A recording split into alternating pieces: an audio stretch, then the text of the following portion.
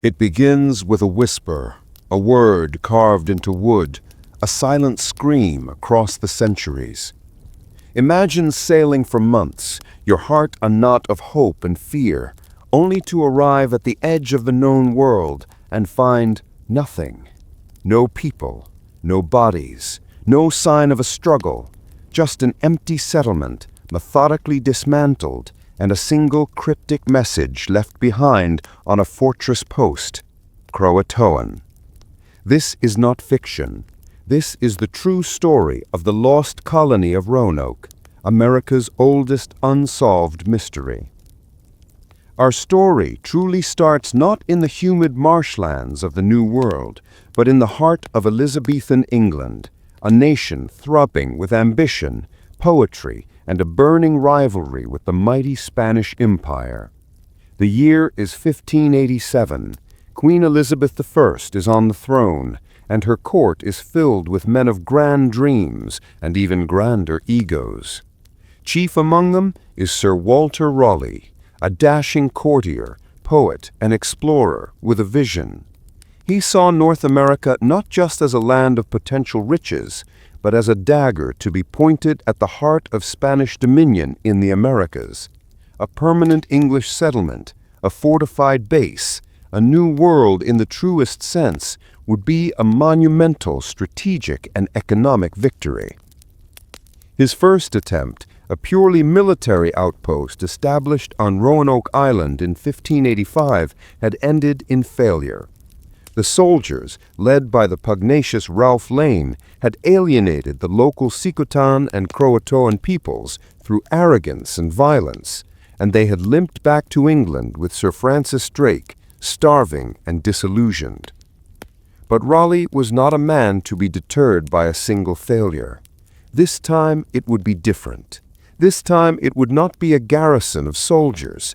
It would be a true colony, a slice of England transplanted across the ocean. He would send families, men, women, and children to lay down roots, to build a community, to create a permanent English presence. The man chosen to lead this audacious venture was John White. White was not a soldier or a hardened sea captain. He was an artist, a cartographer and a painter of immense talent. He had been on the first expedition and had captured the life of the Native Americans and the exotic flora and fauna in a series of stunning watercolors. He was a man of observation and sensitivity, a grandfather who believed in the promise of this new land.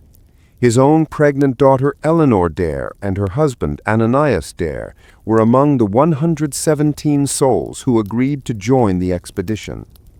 They were not just colonists, they were pioneers, the bedrock of Raleigh's dream. In May of 1587, 3 ships set sail from Plymouth, carrying the hopes of a nation. The journey was arduous. The vast, unforgiving Atlantic tested their resolve. But their destination gave them strength, the Chesapeake Bay. Raleigh and White had learned from the last expedition's mistake. Roanoke Island was too shallow, too exposed. The Chesapeake offered deep water ports and more fertile land. It was the key to their future success. But they never reached it. The pilot of the fleet, a brilliant but stubborn Portuguese navigator named Simon Fernandez, had other ideas. Whether due to impatience, a desire to engage in privateering against the Spanish, or simple treachery, Fernandez refused to sail them north to the Chesapeake. Despite Governor White's furious protests, he forced the colonists, all 117 of them, including 17 women and 9 children, ashore on the one place they wished to avoid, the sandy, isolated shores of Roanoke Island. It was a disastrous start. The dream was already tainted with compromise and conflict. Upon their arrival in late July, their apprehension grew. They found the fort and cottages from the 1585 expedition in ruins. Ominously, they discovered the bleached bones of a single English soldier, a grim welcome to their new home. Yet they were resilient. They set to work, repairing the old structures, clearing land for crops and trying to forge a life from this hostile wilderness. They also tried to mend the broken relationship with the local tribes. They made contact with Manteo, a leader of the CROATOAN tribe who had traveled to England with the first expedition and had since returned. He remained a steadfast ally. But the other local tribes, their memory of Ralph Lane's aggression still fresh, were wary and hostile. The tension soon erupted into violence. A colonist named George Hoe, wading alone in a channel to hunt for crabs, was ambushed and killed, his body riddled with 16 arrows. Fear, a cold and constant companion, now gripped the small community. They were alone, surrounded by a vast, inscrutable wilderness and peoples who saw them as invaders. Amid this growing darkness, a single ray of pure light emerged. On August 18, 1587, Eleanor Dare, John White's daughter, gave birth to a baby girl. They named her Virginia, Virginia Dare, the first English child born in the New World. Her birth was a symbol of hope, a promise that a new generation could flourish here. She was the living embodiment of their entire purpose. But her cries could not drown out the rumblings of impending doom. As summer waned, a chilling realization settled upon the colonists. Their supplies were critically low. The season was too late for a successful harvest. Their survival through the coming winter was far from certain. They were an island, both literally and figuratively, cut off from everything they knew. A desperate consensus formed. Someone had to go back. Someone had to sail back to England and plead with Raleigh for a relief mission, for more people, more tools, and most importantly, more food. The colony unanimously chose their governor, John White. White refused. He was horrified at the thought of abandoning his people, his daughter, and his newborn granddaughter, Virginia. He had invested his soul in this venture. "I would not forego their company," he wrote. But the colonists were insistent. They made him a solemn promise. If they were forced to move from Roanoke Island in his absence, they would carve their new location into a tree or post. If they were in danger or distress when they left, they would carve a Maltese cross above the name.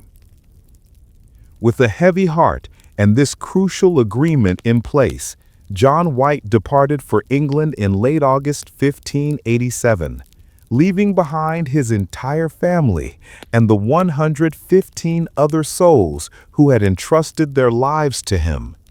He expected to be back by the following spring. He would not see Roanoke again for 3 long, agonizing years. When White arrived in England, he found a nation in panic. King Philip II of Spain, furious at English privateering and support for Dutch rebels, had assembled the largest naval fleet the world had ever seen, the Spanish Armada. Its mission, to invade and conquer England. Every available English ship, every seasoned sailor was pressed into service for the defense of the realm. Sir Walter Raleigh's attention was consumed by the war effort. White's pleas for a relief mission were lost in the drums of war. In the summer of 1588, the invincible Armada was famously defeated, but the war with Spain raged on, and the seas remained a treacherous battleground. White's frantic efforts to secure a ship were thwarted time and time again. A small, unsanctioned relief attempt he managed to cobble together turned to piracy and was itself attacked, limping back to port with its precious supplies stolen. Year after year, White was trapped in England, his mind tormented by visions of his starving colony, of his daughter Eleanor and his granddaughter Virginia, waiting for a ship that never came. Finally, in 1590, 3 years after he had left, White managed to secure passage on a privateering expedition that agreed, reluctantly, to stop at Roanoke on its way to the Caribbean. As they approached the coast in August, his heart soared. In the distance, rising from the island, they saw a column of smoke, a signal. They were alive. They were waiting. As evening fell, they anchored offshore, fired their cannons, and played English folk songs on their trumpets, a call to their long-lost countrymen across the water. The only answer was silence. The next morning, John White and a landing party rowed ashore. The scene that greeted them was of profound and eerie emptiness. The settlement was gone. But this was not the aftermath of a battle. There were no bodies, no skeletons, no signs of a fight. Instead, the entire village had been carefully, systematically dismantled. All the houses had been taken down, a formidable defensive palisade, a high wall of thick tree trunks had been erected around the site. It seemed the colonists had not been surprised by an enemy. They had prepared for a long-term stay, then for reasons unknown, had left. White's frantic search began. He remembered the code, the message they had promised to leave. He scoured the trees and posts, his eyes darting, his breath catching in his throat. On one tree, near the water's edge, he found 3 letters carved into the bark. C-R-O. His heart pounded. It could only be the beginning of one word. He rushed towards the main entrance of the abandoned fort. And there, carved in bold Roman letters into a great post, was the full, unambiguous word, CROATOAN. He stared at the carving. CROATOAN.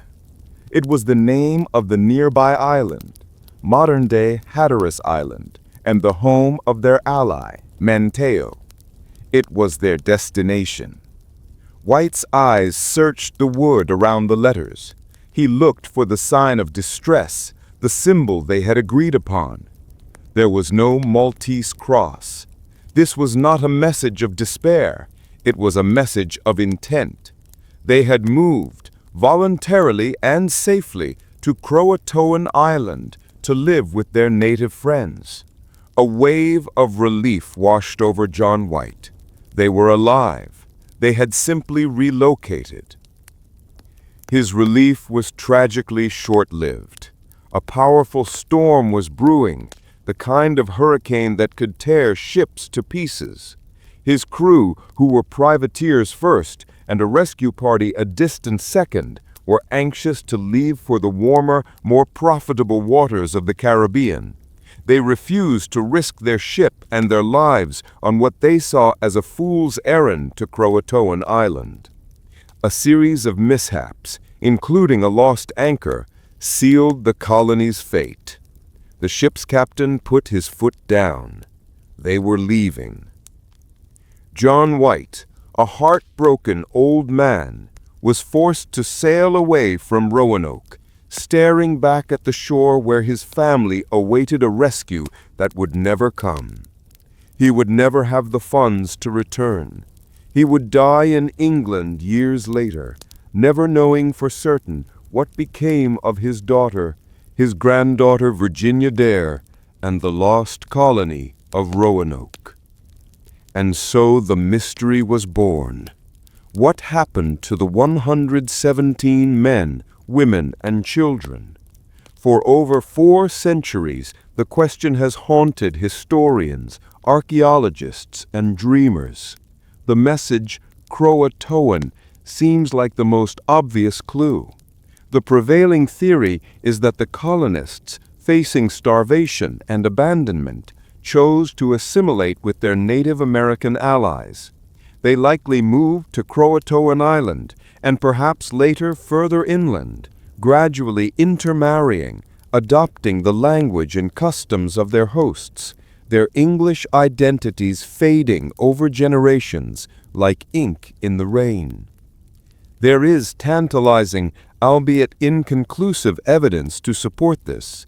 Later explorers in the 17th and 18th centuries reported encounters with gray-eyed, fair-haired natives in the interior of North Carolina who claimed their ancestors were white people who could speak out of a book.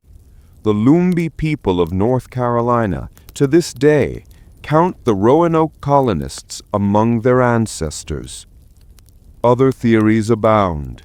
Were they attacked and wiped out by a more hostile tribe, perhaps the same one that had killed George Hoe?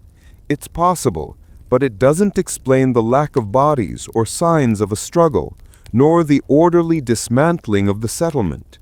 Could the Spanish have found the colony and destroyed it? Unlikely, as Spanish records show they were also searching for the English settlement and found only ruins. Did they try to sail back to England on their own in a small boat and perish at sea? A desperate but possible act. The mystery of Roanoke is more than just a historical puzzle. It is a profoundly human story. It is the story of hope and ambition, of the clash of cultures, of incredible bravery in the face of insurmountable odds.